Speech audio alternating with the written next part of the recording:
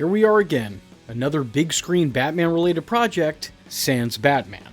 Joining the ranks of Joker 1 and 2, Catwoman, and the Suicide Squad. I'm talking of course about the Birds of Prey movie. A movie that I have a lot of opinions on. I think the most popular opinion is that this movie is bad. Oof. Ouch. And I don't really agree with that. Ooh, I love it. It has issues that make me either want to roll my eyes or gouge them out. But I still don't really get the hate for this. Not entirely anyway. So this video will be in equal parts a defense and a critique of Harley Quinn and the Birds of Prey. Or Birds of Prey and the Fantabulous Emancipation of one Harley Quinn. All due respect, maybe we wait until the sequel to start getting cute with the naming conventions next time.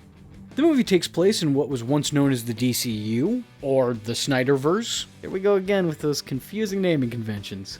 Birds of Prey follows Harley Quinn going on a journey, figuring out who she is after a very bad breakup with a very bad guy. But after the public learns of the criminal clown's split, her past comes back to haunt her, as she's amassed a long list of enemies. Considering that she's no longer Joker's henchwench, every boss, bozo, and big bad look to get their hands on her, including Roman Sionis, who some may know as Black Mask. But when he actually does get his hands on her, she instead convinces him to let her live to collect the Bertinelli diamond, the very prize that he's after. The only problem is when she does, it winds up being digested by a kid in a cast. Hey, it happens. And also hot on the Diamond Trail is just about everyone else in Gotham City, from the GCPD to the criminal underworld looking to cash in on the bounty set by Black Mask. The characters in the movie, for the most part, feel very true to form. Although most are altered, they still feel like mostly accurate adaptations, which we'll get into in a bit. At the time of me making this, there's no answers as to whether or not Margot Robbie will be coming back as Harley Quinn.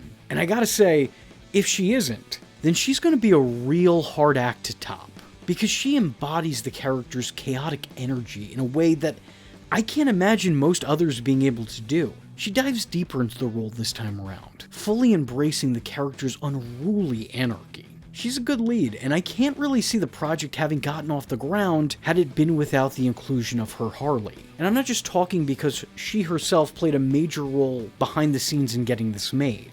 The movie sees the character go from bad to attempted good. Kind of. Sort of. A little bit. And in spite of that big change to her character still feels entirely unchanged and consistent. I can go on and on about how good this actress is in the role, but quite frankly, I feel like that's a video for a different day. Just know that she is the heart of the film here. The only issue with her performance is that she's the one doing all the heavy lifting here. She feels extra on brand in this movie. I mean it. Early on, she even adopts a hyena, whom she names after Bruce Wayne. Of course, in the comics and cartoons, Harley is the proud mother of two hyenas, usually named Bud and Lou, after the comedic duo of Abbott and Costello. And the inclusion of this exotic pet is one of those things that I always just assumed I would never see on the big screen. And while he doesn't get a lot of screen time, it is still time well spent for me. It's just nice to know that we've gotten to a point where outlandish things that happen on the panels of comics can finally be brought to the big screen without some outside interference trying to step in and say, that's too campy, that won't work in our world. Renee Montoya is overly dedicated to the point of obsession. She's someone who's become so infatuated with the idea of justice that she's began working outside the law, despite the fact that she is in fact working for the law. She's dedicated her whole life to a good cause. But that cause hasn't been so good to her, which, for the most part, feels pretty in line with the original character. A character who, like Harley Quinn herself, got her start on Batman the Animated Series. Though this time around, she's also an aging alcoholic, which is a change, but one that works well enough in the narrative. And one that kind of serves as a plausible future for the original character herself. One thing I don't necessarily love about this movie is the usage of the character Victor Zsasz. Because for whatever reason, for the last decade, this character has kind of been misconstrued as being a mob hitman, which he is not. Zsasz is just a psychotic dude who uses his body to count his kills.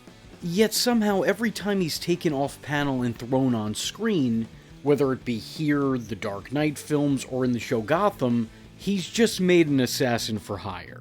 I don't really love this trend, because I think it kind of takes away from the random, reckless nature of the character from the comics, and it doesn't showcase him as the truly unpredictable threat he is.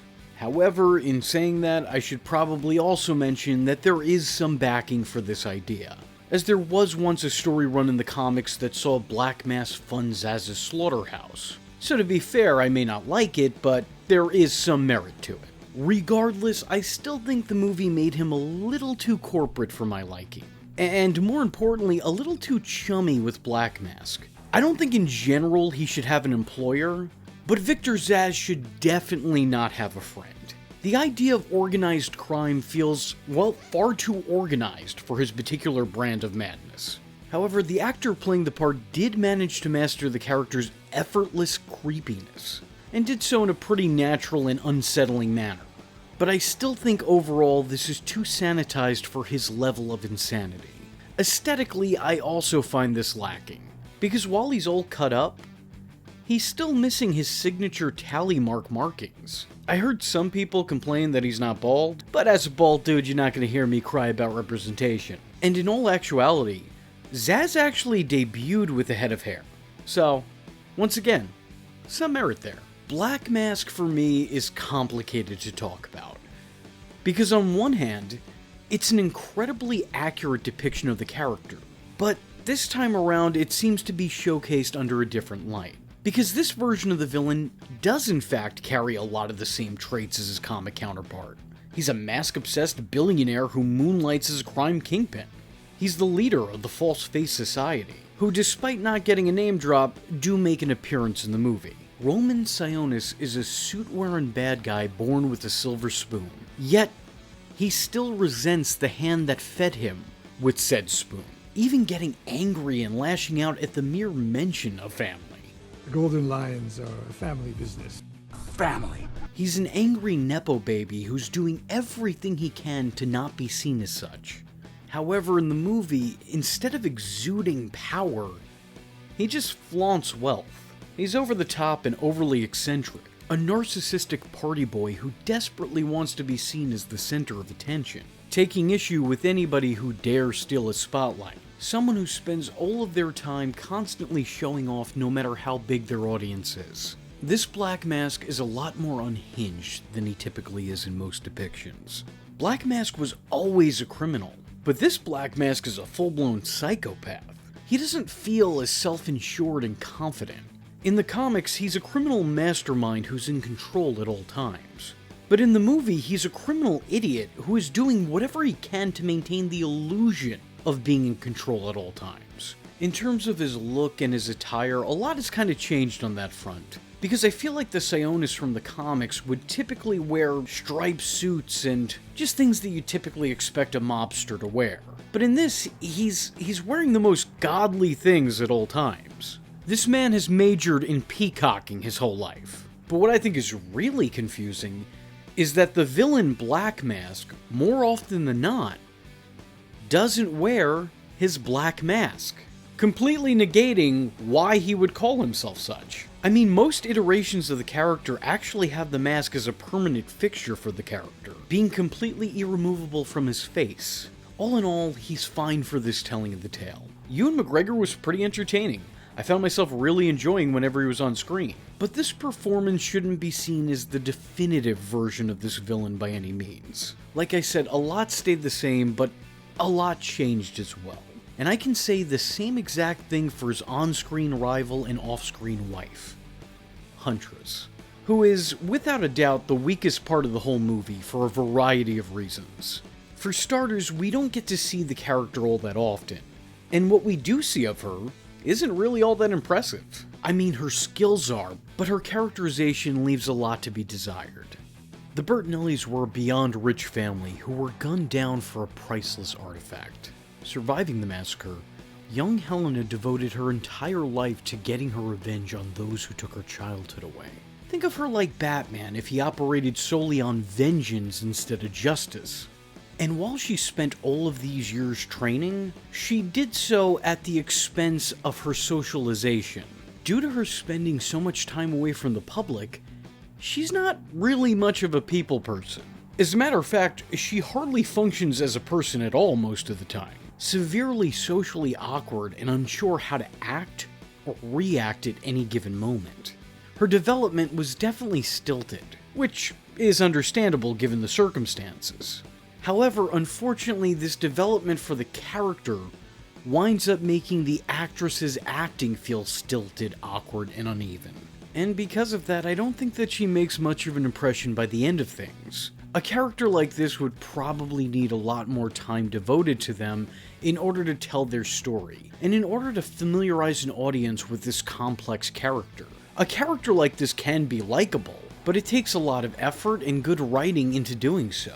For a character like this, you need to know more about them to truly understand them. And because she's been given limited screen time, I don't think she ever winds up making an impression with audiences. She does get one moment to shine, and that's when she sympathizes with Cassandra and tries to guide her to safety away from the violence. This moment no doubt being brought on by the violence that she herself had to witness at a young age. I don't want to keep repeating myself, but overall, this Huntress was fine for the movie it was a part of. Of course, now that everything's been rebooted, we're not going to see this version of the character again, but even if it wasn't, I really didn't see a lot of longevity with this version of the character. She served the story well enough, but I don't think that there was much of a future for her past this, should this universe had continued on.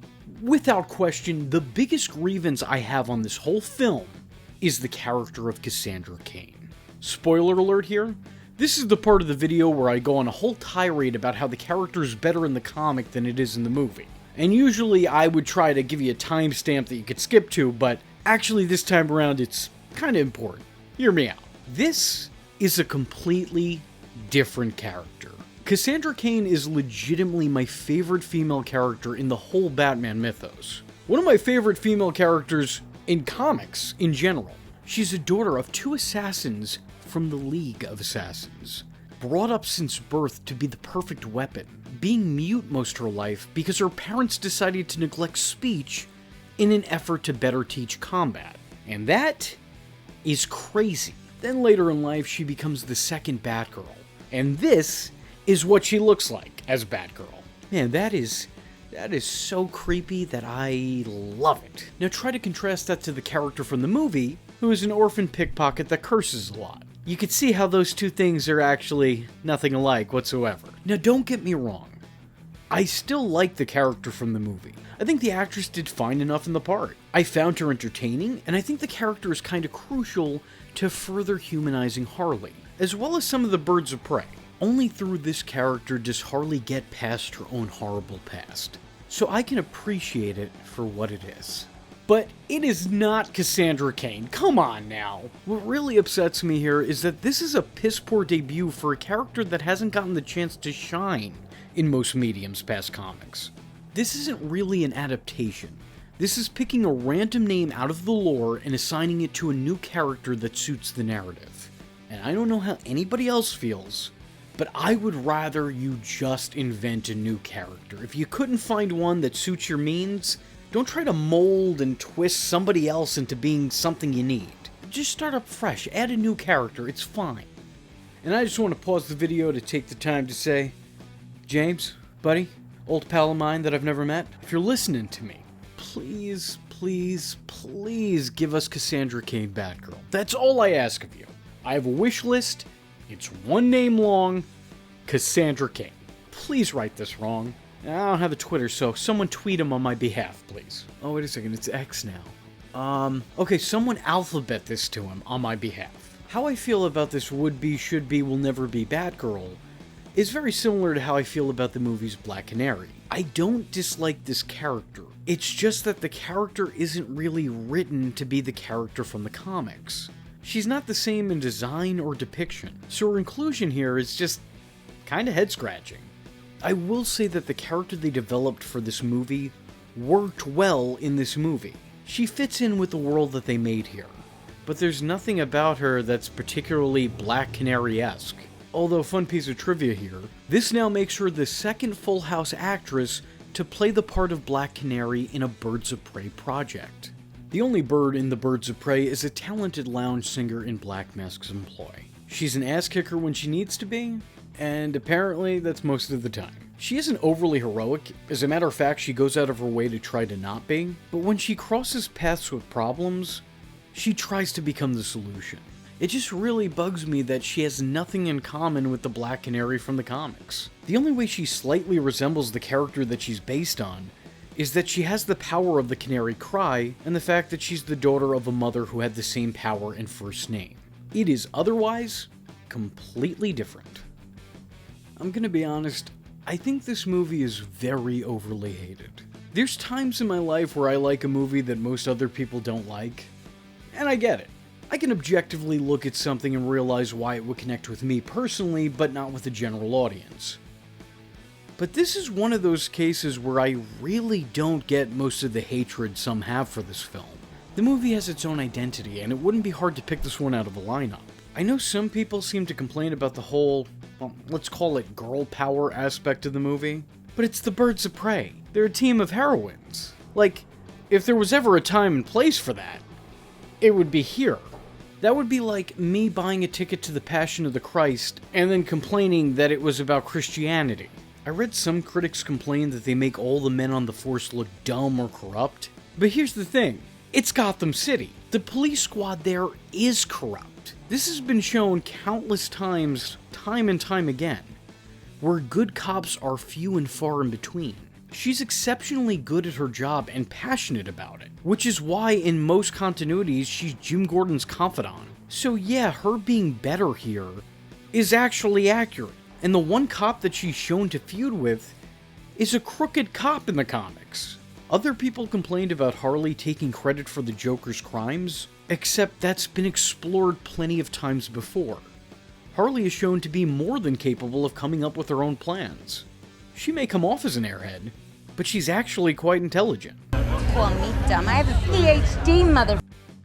And Joker would happily take credit for her work. He's done it before. Because no matter what, at the end of the day, it's all gotta be about him. And if any of that's not a good enough explanation for you, well then Harley has also been shown to be an unreliable narrator plenty of times before. It just seems to me that some of the complaints that people have about the movie are parts of the movie where they're actually accurately adapting stuff from the comics. Now, am I saying this was all done by design? An attempt to keep canon? Maybe not, but it still fits and it still feels faithful to what it's trying to convey. None of the characters ever come off as Mary Sue's. Their abilities are explained and earned. And the movie's not afraid to show the leads looking goofy, looking weird, looking incompetent, looking sad, looking foolish. And this makes for what I feel is a pretty overall human experience. Having said that, some scenes are also pretty on the nose. But even those scenes feel mostly warranted. And with that defense in mind, that's not to say that I loved everything about this movie. As a matter of fact, there are a couple things that I just straight up hate. You see, Birds of Prey follows the events of the first Suicide Squad movie. Following Joker and Harley's reunion at Bellerive, they immediately break back up off screen. Mainly because they wanted to tell a Harley Quinn story, and nobody really liked Jared Leto as the Joker. But you know what? I could get past that because this still feels pretty true to form. That does seem to be the trajectory of that relationship, and the movie even makes mention of that. The major difference is that it's made clear that this isn't just another in a long line of random breakup and makeups. This, along with becoming the caretaker of a thief, is supposed to be the catalyst for her semi-heroicism, which feels largely misguided. The final straw and the big change shouldn't have started off screen. That's a major character arc, and the development really should have been shown instead of spoken. It makes the timeline feel very half-assed, and it makes these events feel very disconnected from each other. It's hard to be invested in these characters' journeys when major moments in their arcs are happening in between films. It's okay that some things are happening that audiences aren't seeing, but when it comes to something fundamental to the character or a change to that character, show, don't tell. I also just generally don't love the idea of Harley being a hero this early on. We've had all of one appearance of the character before where she actually got to be villainous. And even in that, she was still being a victim, she was still sympathetic. It makes sense to make Harley go good. She's a major character, and probably DC's most prominent female character. Given the popularity of the sometimes hero, sometimes villain, always Pain, and just how many Harley Quinn stories there are out there, I feel like her going to the light side was an inevitability. But this movie and that moment should have been built to better. I just feel like all of this should have come much later on. The worst part of the movie by far is the pacing. It is kind of all over the place, and that does not get better with time. The plot goes from a crawl to a sprint, back to a crawl again, and then by the end, we're really just dragging it out for as long as we can. The movie's titular team doesn't assemble until the movie's almost over. The only time they are a team is at the tail end of the movie. If anything, this is the Birds of Prey's origin story, and they're an afterthought in their own story, as Harley Quinn is clearly taking center stage. And I'm sorry, once again, I'm gonna complain about something from the comics a little bit here.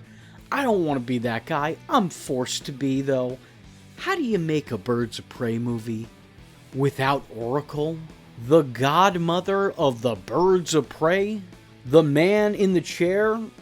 Although actually in this context maybe that's a little unsavory to say. It's just such a bird-brained idea. That's like making a Venom movie without a spider. Oh, okay. Yeah, that happened too. I thought the action scenes were mostly fun. It was constantly doing something different and unexpected. No two scenes are exactly alike. In terms of the soundtrack, for me, Birds of Prey kind of succeeds where Suicide Squad failed. Sure, they're constantly throwing their music at you, but at least here it actually fits the moment. It adds to the movie instead of distracting you from it. And I also really love some of the smaller details in the movie. The window dressing of the movie may just be some of my favorite parts of the movie, because there's a lot of nods to the history of the characters. Like for example, in Montoya's place, an episode of the soap opera Days of Our Lives is playing. And it's the very episode that inspired the creation of Harley Quinn. An episode that actually stars her original voice actress, which I thought was a cute nod. And when we see Harley at the roller rink, the number on her jersey is 92, the year in which that character, and myself, were both created. And we even get a reference to her creator, Paul Dini. When Harley is talking about her love life pre-Joker, her ex-girlfriend bears a striking resemblance to her girlfriend and best friend, Poison Ivy. There's a moment where Harley steps through a blue and red cloud, and her hair appears to be blue and red, kind of acting as an ode to her New 52 look. Then there's a bunch of references to the Suicide Squad movie, like Harley's old costume and bat showing up in the finale, or Harley seeing Boomerang's mugshot and remarking, Hey, I know that guy. Birds of Prey is a movie that I almost loved. But with all of its problems, it's a movie I kinda like. If for whatever reason you haven't seen it, I highly recommend giving it a watch. What I love the most about it is that this is the most we get to see of Gotham City in this continuity. And I think it actually kind of captures the essence of the city, without going to some of its grimiest places. So that was the Birds of Prey movie. And if you like this video, and would maybe want to see a follow-up on the rest of the movies in the DCU, let me know in the comment section below by leaving a comment saying, Culture, vulture, Birds of Prey. I am vengeance. I am the night, and that was V Infuso. Just remember, if you're not tuning in, then you're missing out. So, if you like the words that came out of his mouth hole, and you too would like to become a V-generate, don't forget to like and subscribe. Thanks for watching, nerds! And if you're not joining the fun, you're in for one bad day. And you know what they say about having one bad day?